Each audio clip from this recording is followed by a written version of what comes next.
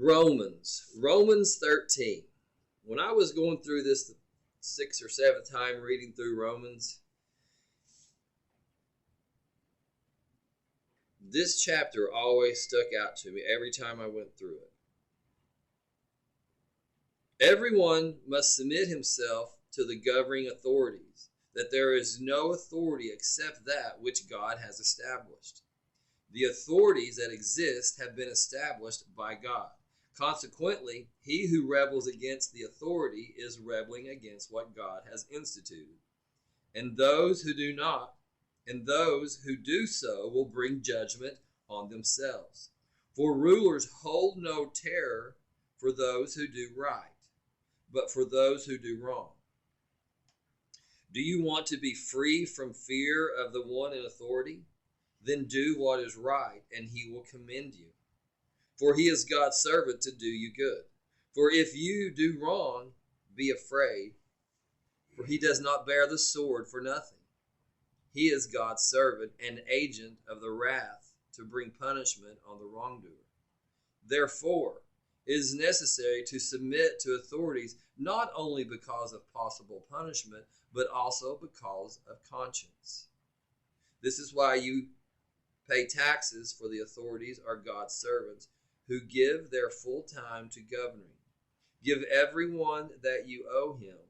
If you owe taxes, pay taxes. If revenue, then revenue. If respect, then respect. If honor, then honor. Let no debt remain outstanding except the continuing debt to love one another. For he who loves his fellow man has fulfilled the law. The commandments: do not commit adultery, do not murder, do not steal, do not covet, and whatever other commandments there may be, are summed up in this one rule: love your neighbor as yourself. Love does not harm its neighbor. Therefore, love is the fulfillment of the law. And do this understanding the present time. The reason this was a huge chapter for me, because it made me realize that the stop signs, the speeding signs, the red lights, our authorities put those up for us so we don't harm one another. We don't run red lights. We don't speed. We don't cut each other off. We don't steal. We don't murder. We don't covet. We don't do all those things. Why? Because we love our neighbor. We love the person driving beside us. We love the person enough who, if you're so embodied and boiled in a controversy with your neighbor, pack your things and leave. Love someone enough that you'll separate yourself from this place of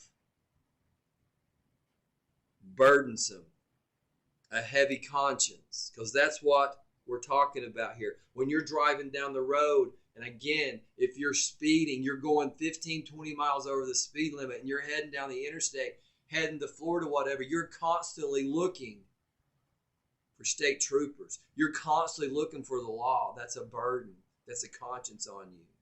It makes everyone in the vehicle, everyone in the car upset, angry, tense.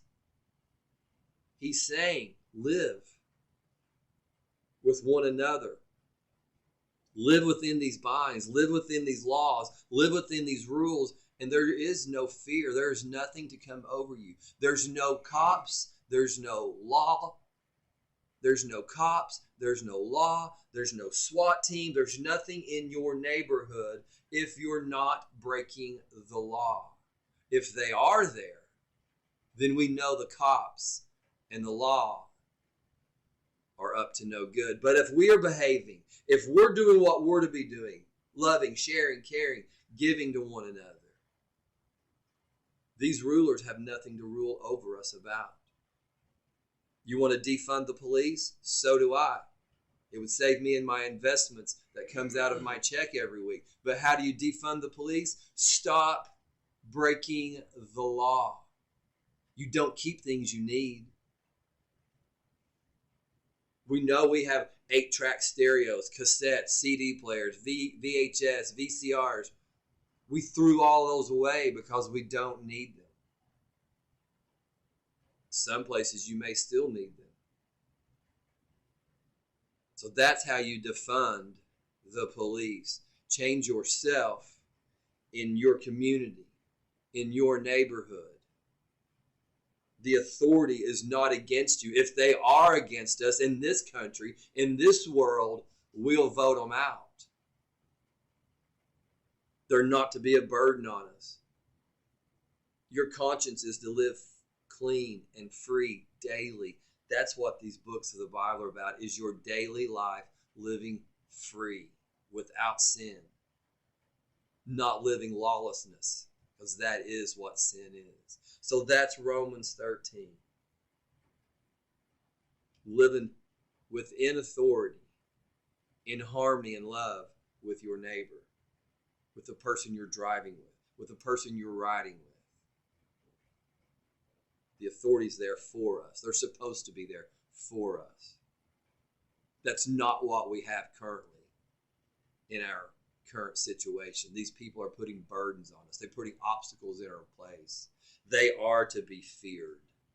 That's when we know that they've stepped over the boundaries.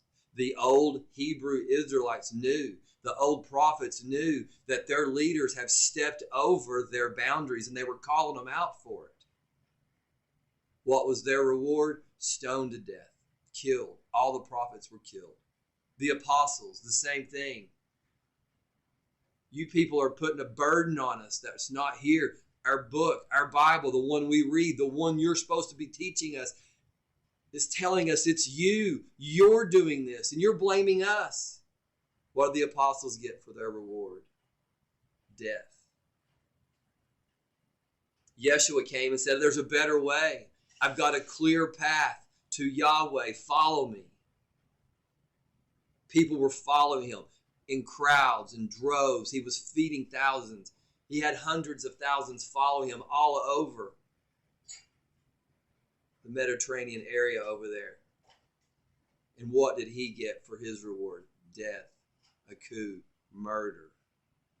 To people he had to die to, and they were more than willing to. So when we know that when our leadership, who is not to be terrors to us, it speaks it specifically here. We have to sometimes vote these people out in our leadership. Because he says there many times, they walk around in long robes with their dangly cords. They want to be seen in the high places. They want to be patted on the back. But yet they won't do a thing to lift the hand to help us out. Our current politicians are worth millions and hundreds of millions of dollars, combined billions. They won't lend a hand. They just want more, asking for more. So if we're living like we're supposed to be living, within the bounds of the laws of our brother and our neighbor, how to share, how to help, how to care, what do we need these people for if we're doing it ourselves? The books of our Bible tells us, don't put that burden on the congregation. You go do it. So let's do that. Let's go do it. Let's be the new way. Let's be the new way. Ecclesia USA, the blueprint that Yahweh has given us is what I'm following.